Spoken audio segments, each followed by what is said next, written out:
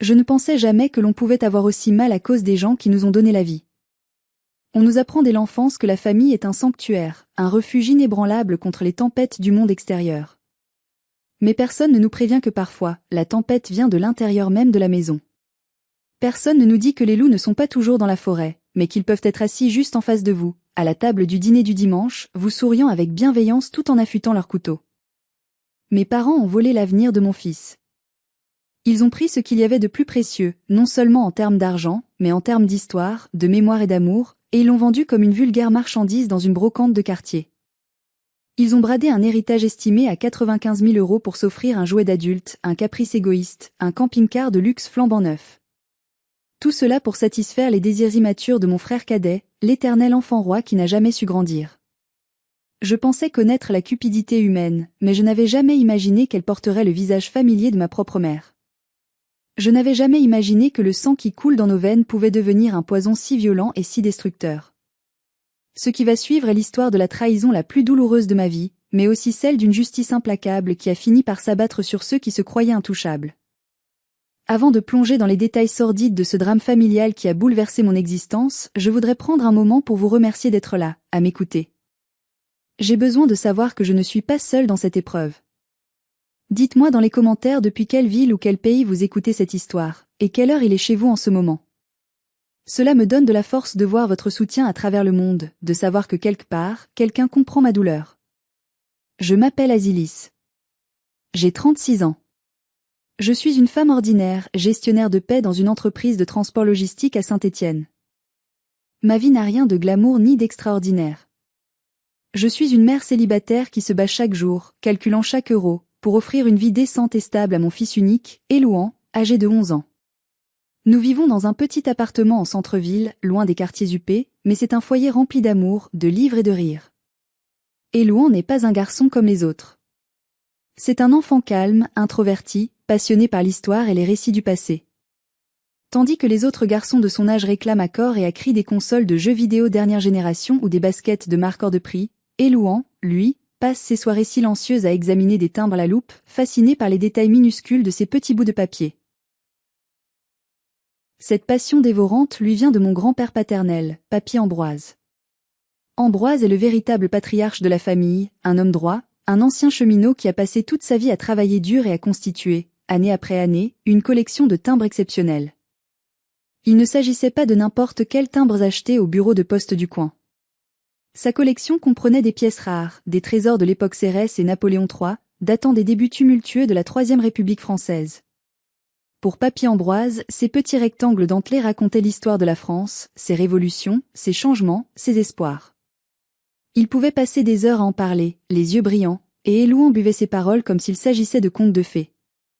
Il y a 2 ans, pour les 9 ans d'Elouan, Papy Ambroise a fait quelque chose d'extraordinaire, un geste qui a marqué notre famille. Sentant sa santé décliner et sachant qu'il devait bientôt entrer en EHPAD, cette maison de retraite médicalisée où l'on attend la fin, il a officiellement légué l'intégralité de sa collection à Elouan. Je me souviens encore de la scène comme si c'était hier. La lumière dorée de l'après-midi filtrant à travers les rideaux, l'odeur de vieux papier et de cire d'abeille. Sa main tremblante, tachée par le temps, posée sur l'épaule frêle de mon fils. Il lui a dit d'une voix rauque mais ferme, « Prends en soin, mon grand. Ce n'est pas juste du papier. C'est ton avenir. C'est pour payer tes grandes études, pour t'acheter ta première maison quand tu seras un homme. Promets-moi de les protéger comme je l'ai fait. » La collection avait été expertisée à l'époque par un professionnel reconnu à environ 95 000 €. Une somme colossale pour des gens comme nous. C'était le ticket de sortie d'Elouan, sa sécurité pour l'avenir, la garantie qu'il ne galérerait pas autant que moi. Nous gardions l'album principal, un lourd ouvrage relié en cuir bordeaux, dans un petit coffre ignifugé caché au fond de mon armoire. Elouan aimait parfois le sortir pour l'étudier, tournant les pages avec une précaution religieuse, portant des gants de coton blanc pour ne pas abîmer les précieux timbres. Le drame a commencé un samedi de juin, sous un ciel gris et bas typique de notre région. Je devais partir en séminaire professionnel à Lyon pour une semaine complète. C'était une opportunité de promotion majeure que je ne pouvais absolument pas refuser si je voulais améliorer notre quotidien. Naturellement, j'ai demandé à mes parents, Bernadette et Francis, de garder Elouan pendant mon absence. Ils habitent une grande maison avec jardin en périphérie de Saint-Étienne, un endroit qui aurait dû être un havre de paix pour mon fils. Elouan a insisté pour emporter l'album de timbre avec lui. Il voulait préparer un exposé important pour son cours d'histoire sur la communication au XIXe siècle. J'ai hésité longuement. Je sentais une boule dans mon estomac. Je n'aimais pas que ce trésor sorte de la maison, c'était trop risqué. Mais mes parents avaient un coffre-fort scellé dans le mur de leur bureau, et je me suis dit, naïvement, qu'ils seraient en sécurité là-bas, peut-être même plus que dans mon appartement vide qui pouvait être cambriolé. Quelle erreur monumentale. Quelle stupidité de ma part d'avoir fait confiance au lien du sang. Lorsque j'ai déposé Elouan ce matin-là, ma mère, Bernadette, a vu l'album lourd dans les bras de mon fils. Elle a levé les yeux au ciel avec ce mépris habituel, cette condescendance qu'elle affiche dès qu'il s'agit des passions intellectuelles d'Elouan, qu'elle juge ennuyeuses. Encore ces vieux papiers poussiéreux ? A-t-elle ricané en prenant le sac de voyage d'Elouan. Franchement, Asilis, tu devrais lui acheter un ballon de foot ou l'inscrire au judo. Il va finir par devenir aussi vieux jeu et asocial que ton grand-père. J'ai serré les dents pour ne pas répondre sèchement. Je voulais que la semaine se passe bien. Maman, s'il te plaît. C'est la collection de papy. Elle vaut une fortune, tu le sais très bien. Fais-y très attention, je t'en prie. Mon père, Francis, a marmonné depuis son fauteuil inclinable devant la télévision, sans même nous regarder. Oui, oui, on sait. Des bouts de papier qui valent de l'or, on connaît la chanson par cœur. Laisse-le là, on s'en occupe, ne t'inquiète pas. J'ai embrassé Elouan sur le front, lui promettant de l'appeler tous les soirs avant qu'il ne s'endorme. Il a serré l'album contre sa petite poitrine avant de monter l'escalier vers sa chambre d'amis. J'ai vu son petit visage inquiet à la fenêtre quand ma voiture s'est éloignée dans l'allée de gravier. Si j'avais su ce qui allait se passer, j'aurais fait demi-tour instantanément, crissant des pneus. J'aurais démissionné sur le champ plutôt que de laisser la chair de ma chair et son héritage entre les mains de ces gens qui souriaient par devant mais calculaient déjà par derrière. Je ne savais pas que je venais de livrer l'agneau aux loups affamés. Je ne savais pas que ce serait la dernière fois que je verrais mon fils avec cet air d'innocence absolue. La semaine de séminaire à Lyon a été intense, remplie de réunions interminables et de déjeuners d'affaires. Mais malgré l'agitation, j'avais un mauvais pressentiment qui me collait à la peau comme une seconde peau moite. Une petite voix au fond de moi me disait que quelque chose clochait. Chaque soir, lorsque j'appelais Elouan au téléphone pour lui souhaiter bonne nuit, il semblait évasif, distant. Quand je demandais s'il avançait sur son exposé, s'il s'amusait bien avec mamie et papy, il changeait de sujet ou répondait par des monosyllabes. Je mettais ça sur le compte de la fatigue, du dépaysement ou de l'ennui inévitable chez des grands-parents qui ne sont pas très joueurs. Je me rassurais en me disant que c'était normal. Le vendredi soir, je suis enfin arrivée chez mes parents pour récupérer mon fils. Il était environ 18 heures. L'atmosphère dans la maison était étrange, presque surréaliste. C'était trop calme. Trop joyeux, même. Ma mère fredonnait une chanson populaire dans la cuisine en préparant le dîner, et mon père sifflotait gaiement en arrosant ses précieux géraniums sur la terrasse. D'habitude, ils passent leur temps à se plaindre de la météo, de leur rhumatisme, de la politique ou du coût de la vie. Cette légèreté soudaine était suspecte. Je suis montée directement à l'étage voir Elouan, mon cœur battant un peu plus vite sans raison apparente. Je l'ai trouvé assis sur le bord du lit, dans la pénombre, les yeux rouges et gonflés, les épaules affaissées. Il ne jouait pas. Il ne lisait pas. Il fixait juste le mur blanc en face de lui avec une expression de désespoir total. « Chérie ? Qu'est-ce qu'il y a ?» ai-je demandé doucement, mon cœur ratant un battement.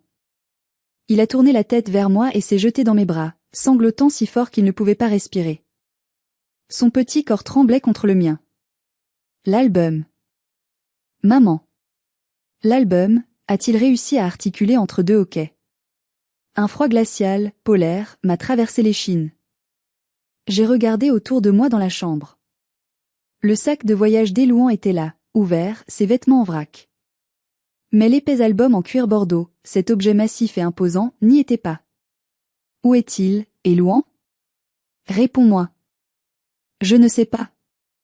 A-t-il crié, la voix brisée par la panique. Mamie a dit qu'elle rangeait ma chambre mardi pendant que j'étais à l'école.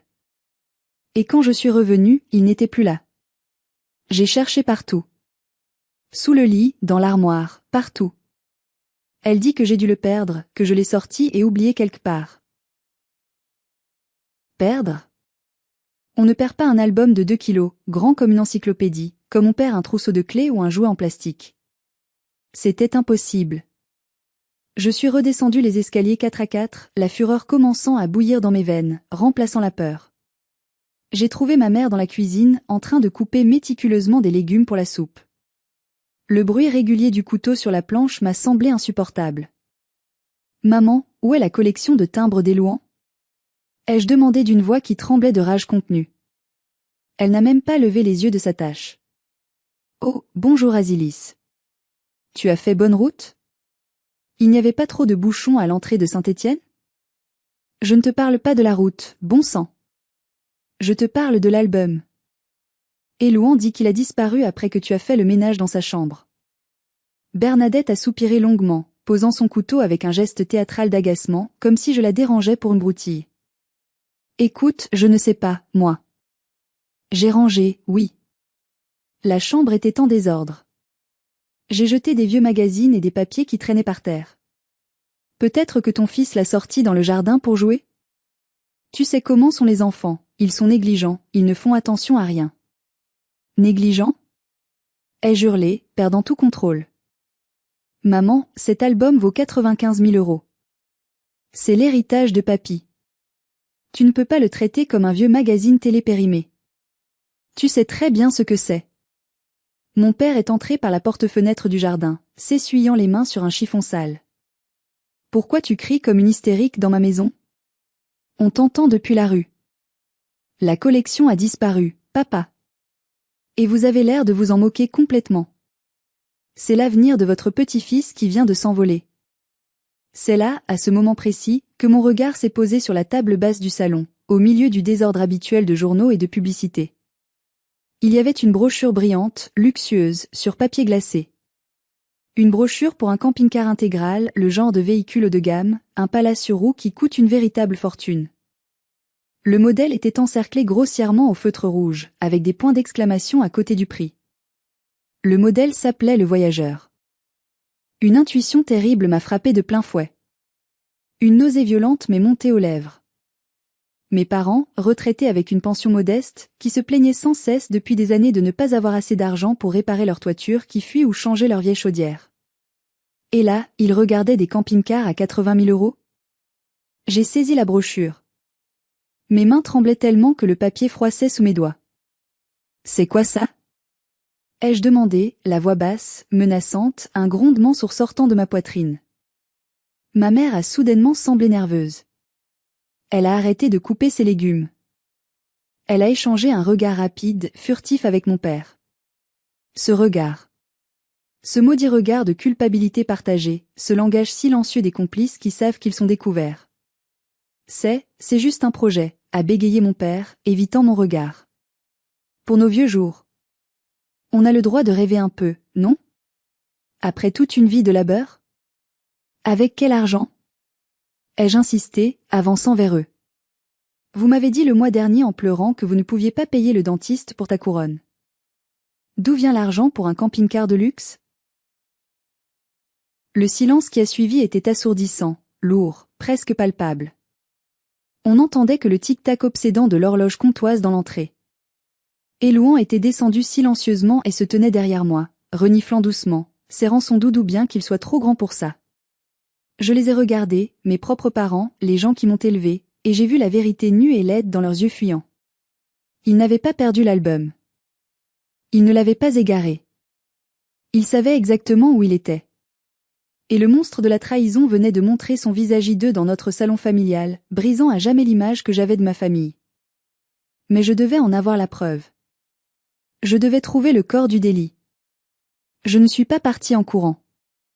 La rage m'a ancré au sol. J'ai refusé de bouger. J'ai commencé à fouiller. Pas dans les placards, mais là où l'on cache les secrets honteux, dans la poubelle. Je suis allé dans le garage, vers le bac de tri sélectif jaune. Mon métier de comptable m'a appris une chose essentielle, les gens laissent toujours des traces papier. Toujours. Les criminels, même les plus prudents, font des erreurs administratives. Arrête ça. Tu es folle. Criait ma mère en me suivant dans le garage, essayant de me tirer par le bras. Tu violes notre intimité. Sors de là. C'est ma maison. Je l'ai repoussé. J'ai renversé le bac de recyclage sur le sol en béton froid. Le bruit des bouteilles en plastique et des cartons s'écrasant au sol a résonné. J'ai trié fébrilement les déchets.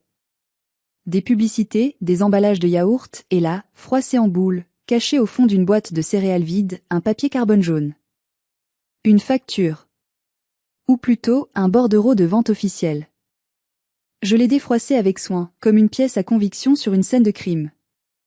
L'en-tête, écrit en lettres gothiques, indiquait « Antiquité Vautrin et Fils, achat et vente d'objets de collection ». La date remontait à mardi dernier. Je l'ai lu à voix haute, chaque mot coupant l'air comme un rasoir. Achat. Collection philatélique complète France 19e siècle, série Cérès et Napoléon. État excellent. Montant, 70 000 euros. Règlement, virement immédiat. 70 000 euros. Ils l'avaient bradé. Ils avaient vendu un trésor estimé à 95 000 euros pour 70 000 euros, perdant 25 000 euros juste parce qu'ils étaient pressés d'avoir du cash rapidement, sans poser de questions. Ils avaient liquidé l'héritage de leur petit-fils comme on vend un vieux meuble encombrant. Je me suis relevé lentement, le papier à la main, face à mes parents qui se tenaient là, pâles comme des linges, adossés à l'établi du garage. « Vous avez volé votre petit-fils » ai-je dit. Ma voix était étrangement calme, du calme terrifiant qui précède l'ouragan dévastateur. « Vous avez volé Élouan. Vous avez pris ce qui ne vous appartenait pas. » Ma mère a alors changé de tactique. Voyant qu'elle ne pouvait plus nier l'évidence, elle a cessé de jouer la comédie de l'ignorance. Son visage s'est durci, ses traits se sont tordus dans une expression de défiance et de mépris que je ne lui connaissais pas. « On n'a rien volé du tout. » A-t-elle craché avec venin. Cette collection appartenait à la famille. Nous sommes la famille. Papy Ambroise n'a plus toute sa tête, il est sénile. Il n'aurait jamais dû donner ça à un gamin de 10 ans qui ne comprend rien à la valeur de l'argent et qui va juste abîmer ses timbres. C'était irresponsable de sa part. C'était à lui. C'était légalement à lui, il y a un acte de donation. Et Jocelyn ? A interpellé mon père, entrant dans la danse pour défendre sa femme, trouvant soudain du courage. Tu as pensé à ton frère ? Tu ne penses jamais à Jocelyn. Jocelyn. Mon frère cadet de 32 ans. Le bébé de la famille. L'enfant chéri qui n'a jamais rien réussi de sa vie, qui saute d'un projet raté à un autre, toujours renfloué par papa et maman qui épongent ses dettes. Quoi, Jocelyn ? Qu'est-ce qu'il vient faire là-dedans ? Ton frère va mal, a dit ma mère avec des trémolos exagérés dans la voix, jouant la carte de la pitié. Il est en dépression sévère. Il étouffe dans son travail de vendeur minable. Il a besoin de se retrouver, de se reconnecter avec lui-même. Il a besoin de partir, de voyager, de vivre la van life pour guérir son âme blessée. Ce camping-car, c'est pour lui. Pour qu'il puisse emmener sa nouvelle copine et ses enfants en vacances. C'est une question de santé mentale. C'est vital pour lui. J'étais sidérée. J'avais l'impression d'être tombée dans une dimension parallèle où la logique n'existait plus. Attendez. Vous êtes en train de me dire que vous avez vendu l'héritage d'Élouan, ses futures études, sa sécurité financière, pour acheter un camping-car à Jocelyn pour qu'il puisse aller faire du surf et fumer des joints au Portugal ? C'est ça votre justification ? Élouan a 11 ans. A hurlé ma mère, le visage rouge de colère. Il a toute la vie devant lui pour gagner de l'argent. Jocelyn a besoin d'aide maintenant. C'est ton frère, bon sang. Pourquoi es-tu si égoïste ? Pourquoi tu ne veux pas aider ton propre frère qui souffre ? Tu as un bon travail, toi, tu es cadre, tu n'as pas besoin de ces timbres. Tu es jalouse, c'est ça ? Tu as toujours été jalouse de lui. C'était leur logique. Tordue, toxique, implacable.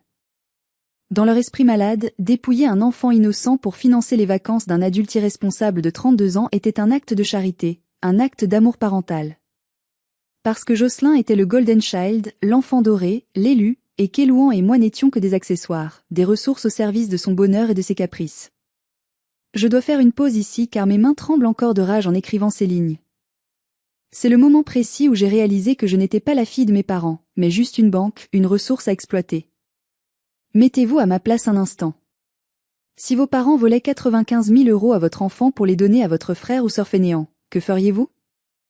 Appelleriez-vous la police tout de suite, au risque de détruire la famille et d'envoyer vos parents en prison? Ou essayeriez-vous de négocier pour récupérer l'argent? Dites-moi franchement dans les commentaires ce que vous auriez fait à ce moment précis, car moi, j'étais paralysée par l'horreur. J'ai regardé Elouan. Il avait tout entendu depuis le couloir. Il ne pleurait plus. Il regardait ses grands-parents comme s'ils étaient des monstres, des étrangers effrayants. Et quelque chose s'est brisé en lui ce jour-là, quelque chose de précieux, l'innocence et la confiance. Il a compris que pour ses grands-parents, il valait moins qu'un véhicule de loisir, moins que le confort de son oncle. « Rendez-moi l'argent », ai-je dit, la voix blanche. « Maintenant. Je veux un chèque tout de suite. » « C'est trop tard », a ricané mon père avec une satisfaction cruelle. Le virement est fait. Le camping-car est commandé et payé. Jocelyn va le chercher demain matin à la concession. Et tu ne feras rien, Asilis. Tu ne vas pas oser. Tu ne vas pas envoyer ton propre frère et tes vieux parents en prison pour des timbres. Tu n'as pas ce courage-là. Il pensait avoir gagné. Il pensait me tenir. Il pensait que la culpabilité familiale, ce vieux levier psychologique qu'ils utilisaient contre moi depuis mon enfance pour me faire plier, fonctionnerait encore une fois. Il pensait que j'allais baisser la tête et accepter l'inacceptable pour la paix des ménages. Il se trompait lourdement. Il ne savait pas qu'il venait de réveiller une lionne dont on avait menacé le petit. Le lendemain, le cauchemar abstrait est devenu une réalité matérielle, tangible. Je n'avais pas dormi de la nuit, tournant et retournant dans mon lit, cherchant une solution. Je suis retournée chez eux le samedi matin, espérant encore, contre toute raison, un sursaut de conscience, une annulation de la vente au dernier moment. Mais quand je suis arrivée dans l'allée, il était là. Le monstre de métal. Un immense camping-car blanc et gris, rutilant, prenait toute la place devant le garage, écrasant les plates-bandes de fleurs. C'était un véhicule énorme, luxueux, avec un store-ban électrique et des finitions chromées. Jocelyn était en train de faire le tour du véhicule, son téléphone dernier cri à la main, filmant une story pour Instagram. Jocelyn, 32 ans, coach de vie holistique autoproclamé, portait des lunettes de soleil de marque sur le nez, un t-shirt moulant et un sourire éclatant de dents blanches. Il n'avait aucune honte. Aucune gêne. Il rayonnait de cette arrogance insupportable des gens à qui tout est dû. « Salut la sœurette » a-t-il lancé en me voyant sortir de ma voiture. Tu as vu la bête? C'est incroyable, non? C'est la liberté, la vraie. Merci papa, merci maman. Vous êtes les meilleurs. Il m'a tendu son téléphone presque sous le nez pour me montrer sa publication qu'il venait de poster. La photo le montrait appuyé contre le capot, bras croisés, regardant l'horizon. La légende disait « Nouveau départ ». Merci à mes parents incroyables qui soutiennent toujours mes rêves et croient en moi. Le voyage commence. #vanlife, #healing, #blessed, #family first. J'ai senti la bile monter dans ma gorge, un goût acide de dégoût pur. #family first? Quelle ironie macabre. Tu sais d'où vient l'argent, Jocelyn? Lui ai-je demandé froidement, le fixant droit dans les yeux derrière ses verres fumés. Tu sais qui a payé pour ton jouet? Il a haussé les épaules, un geste désinvolte qui m'a donné une envie violente de le gifler. Il a rangé son téléphone dans sa poche. Ouais, maman m'a dit. Les vieux timbres de papy. Franchement, Asilis, détends-toi. C'est mieux comme ça. Ces timbres prenaient la poussière dans un placard. Personne ne les regardait. Là, au moins, l'argent sert à quelque chose de vivant, de dynamique. Je vais créer du contenu, je vais inspirer des gens sur Internet. C'est un investissement pour mon avenir professionnel. Elouan ne s'en servait pas, de toute façon. Un investissement. Voler l'avenir d'un enfant pour qu'un raté puisse jouer les influenceurs et se faire mousser sur les réseaux sociaux. C'était leur vision du monde. Je vais porter plainte, ai-je lâché, les mains serrées en poing. Je vais aller au commissariat central maintenant. C'est du vol aggravé. Je ne laisserai pas passer ça. Le sourire de Jocelyn s'est effacé instantanément. Mes parents, qui observaient la scène depuis le perron, sont sortis de la maison en courant, paniqués. « Tu ne feras pas ça !» a crié ma mère, se plantant devant moi comme une furie. Tu es folle. Puis, voyant que je me dirigeais vers ma voiture, elle a sorti sa carte maîtresse. Le chantage affectif ultime, l'arme atomique. Si tu portes plainte contre nous, Asilis, je te le jure sur la tête de ton père, je te détruis. Je dirai aux services sociaux que tu es instable psychologiquement. Je dirai que tu laisses Elouan seul le soir pour aller voir des hommes. Je dirai à tout le monde que tu es une fille ingrate qui essaie de ruiner sa vieille mère malade cardiaque. Et tu sais quoi? Le juge aux affaires familiales m'écoutera. On demandera un droit de visite forcée, ou même la garde. On te pourrira la vie avec des procédures jusqu'à ce que tu craques nerveusement. J'ai reculé d'un pas, sonné. La menace était réelle et terrifiante. En France, les grands-parents ont des droits spécifiques, et ma mère est une manipulatrice hors pair, capable de pleurer sur commande et de charmer n'importe quel assistant social. Elle pourrait transformer ma vie en enfer juridique pendant des années. Jocelyn a rigolé, voyant mon hésitation. Allez, sois pas rabat-joie. Monte, je te fais visiter l'intérieur. Il y a même une douche à l'italienne et des panneaux solaires. C'est le top du confort. J'ai pris Elouan par la main, le serrant si fort qu'il a grimacé. Je l'ai tiré vers ma voiture sans un mot de plus. On s'en va, maman? A-t-il demandé d'une petite voix. Oui, chérie. On s'en va. Et on ne reviendra plus jamais dans cette maison de fous. Dans la voiture, alors que je conduisais sans but à travers la ville, les larmes coulant silencieusement sur mes joues, je me sentais impuissante. Battue. Humiliée.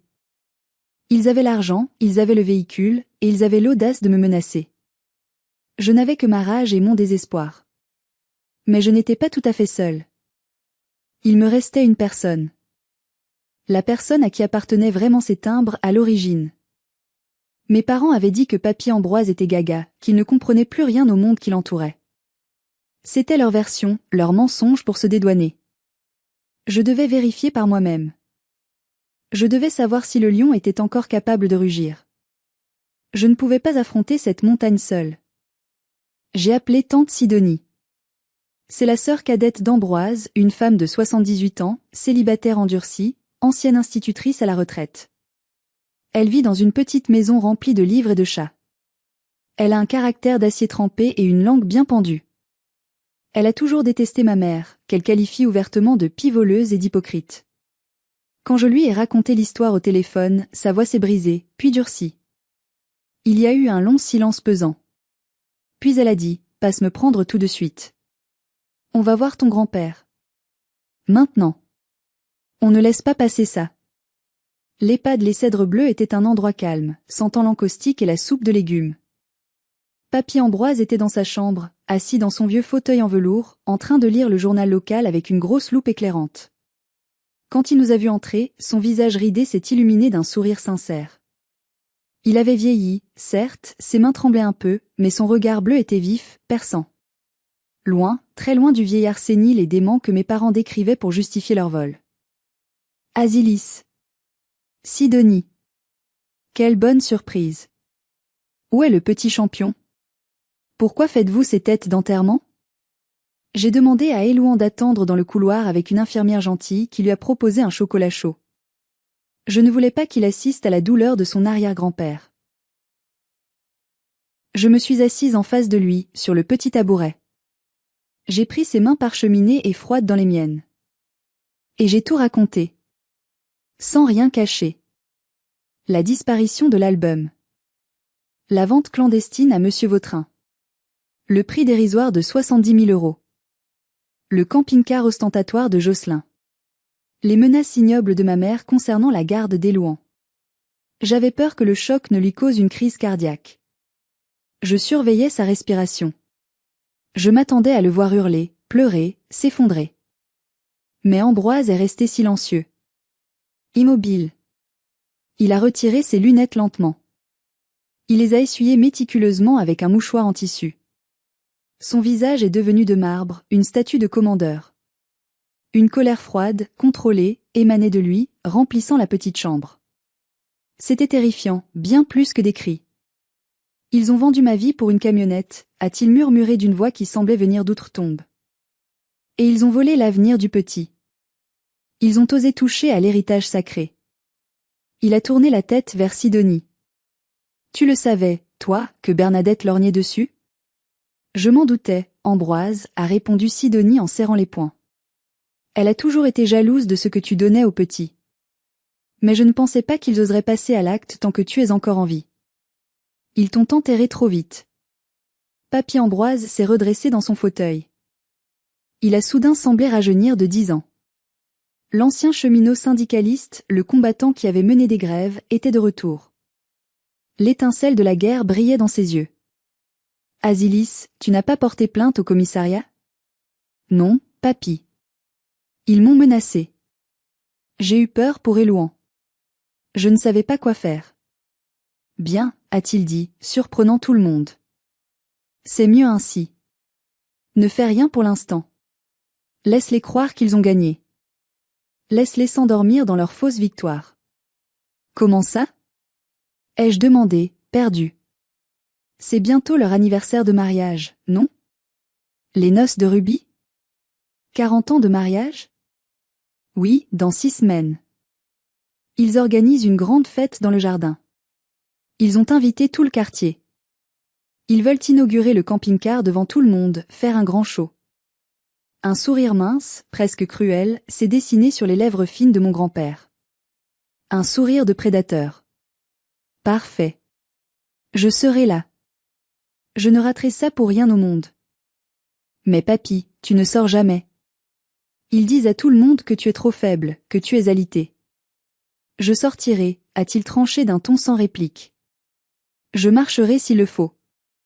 Appelle mon vieil ami, Maître Baudouin, l'avocat. J'ai besoin de faire quelques mises à jour urgentes dans mes papiers officiels. Et toi, Asilis, ne leur dis rien. Absolument rien. Joue le jeu, laisse-les se pavaner. Plus ils monteront haut sur leur piédestal, plus la chute sera belle et fracassante. Les 6 semaines qui ont suivi ont été une torture psychologique raffinée. J'ai dû devenir une actrice digne d'un Oscar. J'ai dû faire semblant d'avoir accepté la situation, d'avoir avalé la pilule amère pour le bien de la famille sacrée. J'ai dû ravaler ma fierté chaque jour. J'ai répondu aux appels de ma mère qui, soulagée que je ne fasse pas de vagues avec la police, est redevenue mielleuse, presque aimable. Tu verras, c'est mieux comme ça, ma chérie, disait-elle au téléphone d'une voix doucereuse. Jocelyn va tellement mieux. Il revit. Il a déjà décoré l'intérieur du camping-car avec des attrape-rêves et des coussins ethniques. C'est magnifique, tu devrais voir ça. On est tellement fiers de lui. Je devais me mordre la langue jusqu'au sang pour ne pas hurler ma haine dans le combiné. Chaque dimanche, lors des déjeuners de famille obligatoires où je me rendais pour ne pas éveiller les soupçons, je devais écouter Jocelyn raconter ses projets de voyage délirants. Je vais commencer par la Côte d'Azur pour l'été, puis l'Italie en automne. Ah, au fait Asilis, tu pourrais me prêter 200 € pour le premier plein de gazole? Le carburant est super cher et mes allocations chômage ne sont pas encore tombées. Je te rembourserai quand je serai célèbre. L'audace. L'audace absolue et sans limite. Il conduisait un véhicule à 80 000 € payés par l'argent volé à mon fils, et il me demandait de l'argent pour l'essence. Désolé, Jocelyn, je suis à sec ce mois-ci, répondais-je froidement, fixant mon assiette pour ne pas lui planter ma fourchette dans la main. Pendant ce temps, dans l'ombre, la contre-attaque s'organisait méticuleusement. Papy Ambroise, tante Sidonie et Maître Baudouin travaillaient en secret, comme un commando. Maître Baudouin est un avocat de la vieille école, un homme rigide, intègre, qui ne plaisante pas avec le droit de la propriété et encore moins avec la protection de l'enfance. Ils ont retrouvé Monsieur Vautrin, l'antiquaire qui avait acheté les timbres. Baudouin est allé le voir dans sa boutique. Il lui a mis un coup de pression légale monumental, recel de vol, abus de faiblesse sur personnes vulnérables, complicité d'abus de confiance. Vautrin, un petit notable de province terrifié à l'idée de perdre sa licence et sa réputation, a immédiatement accepté de coopérer. Il a gardé la collection sous scellé dans son coffre, promettant de ne pas la revendre en attendant l'issue du conflit familial. Mais mes parents ne le savaient pas. Ils pensaient que les timbres étaient déjà dispersés aux 4 vents.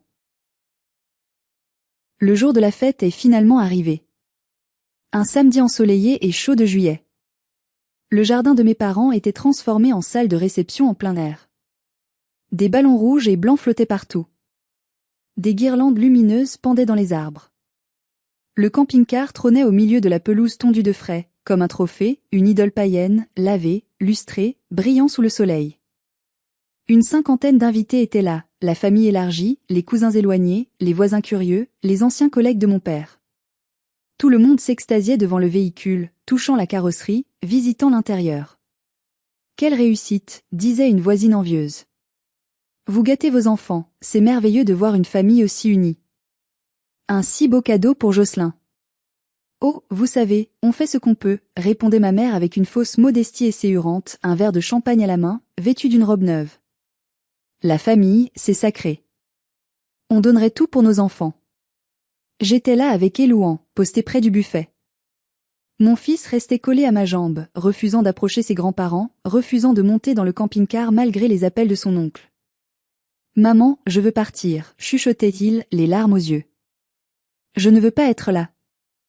Ils sont méchants. Patience, mon chéri, lui ai-je glissé à l'oreille en lui caressant les cheveux. Attends encore un tout petit peu. Fais confiance à maman.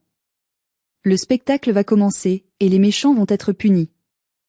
Jocelyn faisait le tour des invités, jouant les guides touristiques dans son camping-car, ouvrant les placards, montrant le frigo.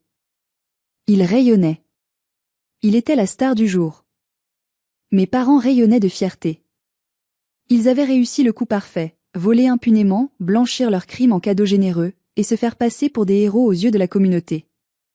Mais ils avaient oublié un détail crucial. Ils avaient oublié qu'Ambroise n'était pas mort. Ils avaient oublié que la justice est un plat qui se mange froid. Il était 16 heures. Le soleil tapait fort. C'était l'heure des discours officiels. Mon père a tapoté sur son verre en cristal avec une fourchette pour demander le silence. Le tintement a traversé le jardin. Mes amis, merci d'être venus si nombreux célébrer nos 40 ans de mariage. Ces années ont été remplies d'amour, de travail et de sacrifices. Il a commencé son blabla habituel, plein de lieux communs et de mensonges. Ma mère souriait à ses côtés, la main sur le cœur, jouant la femme comblée. Jocelyn se tenait un peu en retrait, appuyé nonchalamment sur le camping-car.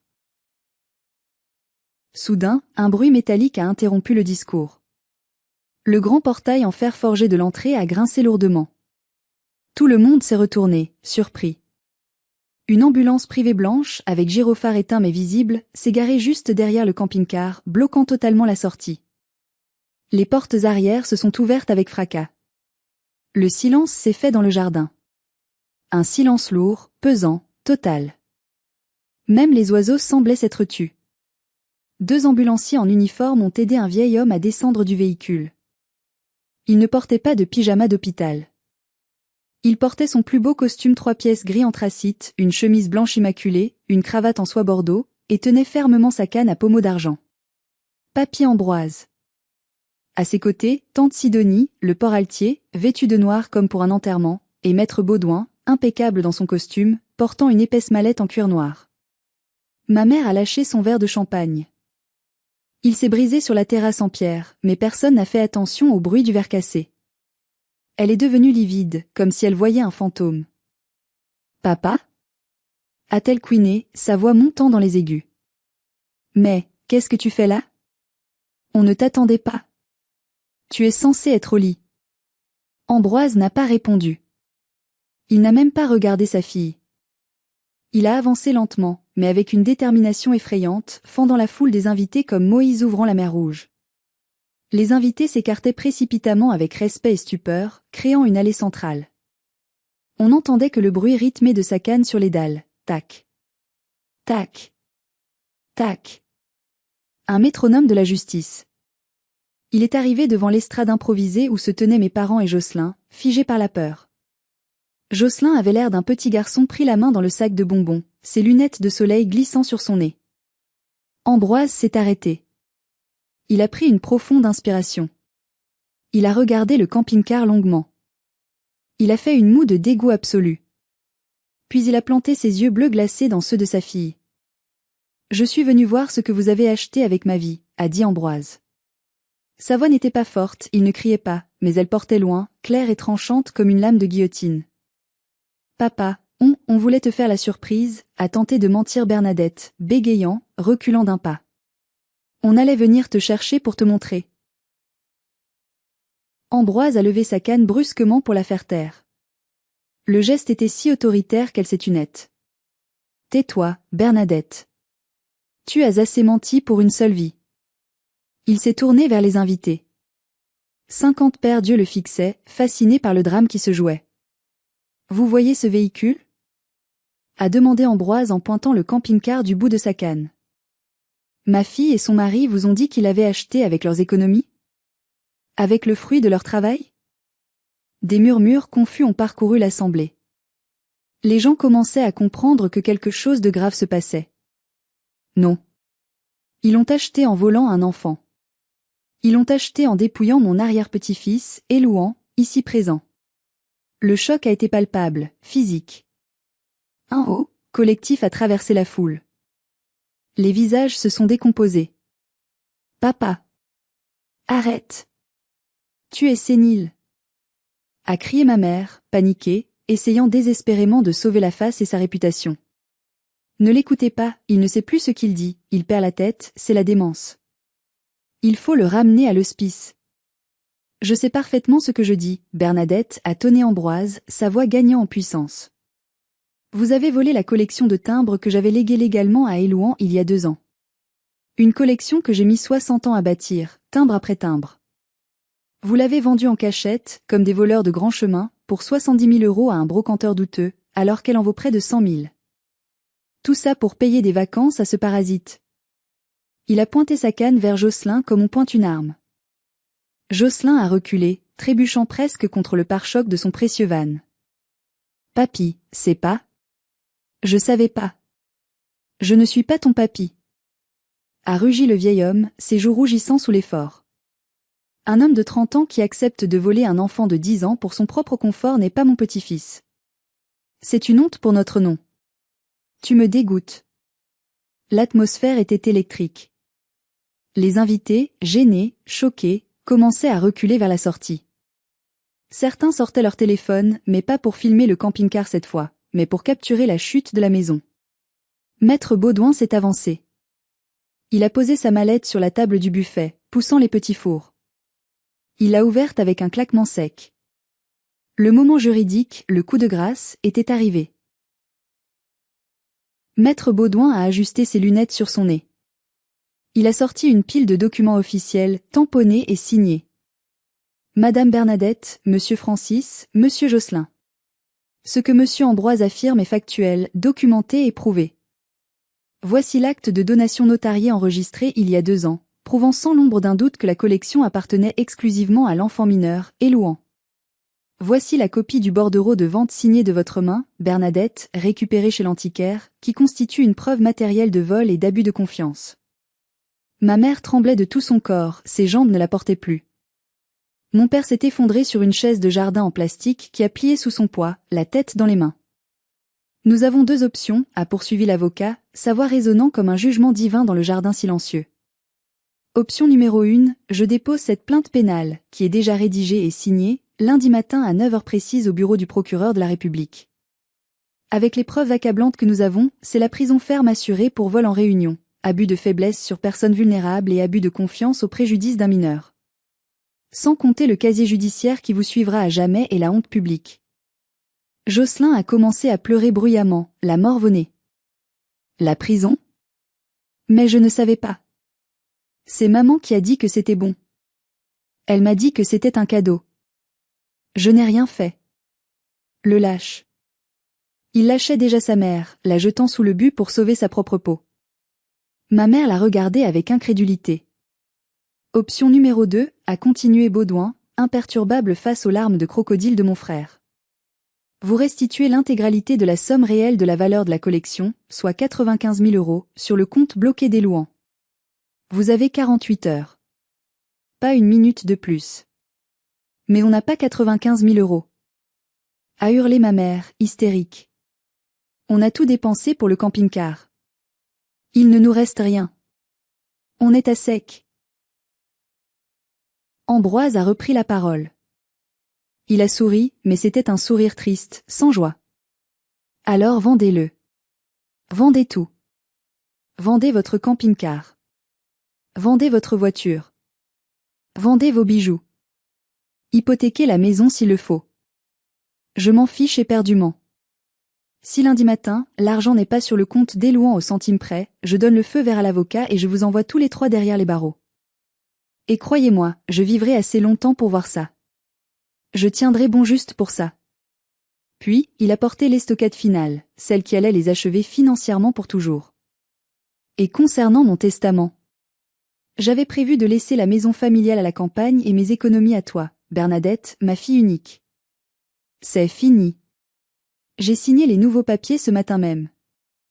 Tout, absolument tout ce que je possède, ira directement à Asilis et Élouan. Vous n'aurez plus rien. Pas un centime. Pas un meuble. Pas un timbre. Rien. Vous êtes déshérités. C'était une exécution publique. Brutale. Nécessaire. Les invités, dégoûtés par ce qu'ils venaient d'entendre, ont commencé à partir en masse. Personne n'a dit au revoir à mes parents. Personne n'a remercié pour le champagne. Ils partaient en silence, jetant des regards de mépris vers le camping-car qui semblait soudain bien ridicule et vulgaire. Jocelyn s'est assis par terre dans l'herbe, pleurnichant comme un enfant de 5 ans. Mais mon projet, mes vacances, mes abonnés. Tais-toi. Lui a crié mon père, sortant enfin de sa torpeur pour réaliser l'ampleur du désastre financier et social. Tais-toi, imbécile. On va tout perdre à cause de tes caprices. Tu nous as ruinés. Ambroise s'est tourné vers moi et Élouan. Il nous a fait un petit clin d'œil complice, retrouvant son visage de grand-père aimant.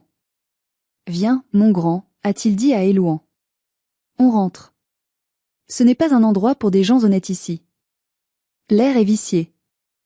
La fête s'est terminée non pas par des feux d'artifice et des rires, mais par une guerre civile familiale. Alors que nous quittions les lieux avec Ambroise dans l'ambulance, j'ai entendu les cris commencer derrière nous dans le jardin. Bernadette hurlait sur Francis, l'accusant de ne pas l'avoir soutenu. Francis hurlait sur Jocelyn, l'accusant d'être un bon à rien. Jocelyn hurlait sur tout le monde. Ils se déchiraient comme des rats dans un navire en train de couler, chacun essayant de mordre l'autre pour survivre. Le lendemain, dimanche, mon téléphone a explosé de messages et d'appels. Pas d'excuses, bien sûr. Ces gens ne savent pas s'excuser. Des supplications, des menaces, du chantage. Ma mère m'a envoyé des dizaines de messages vocaux en pleurs. Asilis, sois raisonnable, parle à ton grand-père. On ne peut pas trouver 95 000 € en 2 jours. Les banques sont fermées le dimanche. On va être ruiné.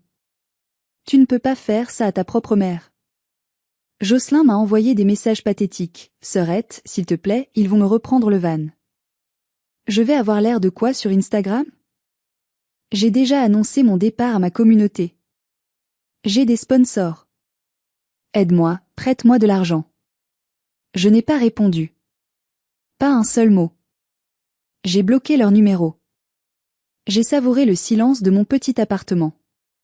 J'ai préparé des crêpes pour Élouan et nous avons regardé un film, tranquille. Ils ont dû vendre le camping-car en urgence absolue dès le lundi matin.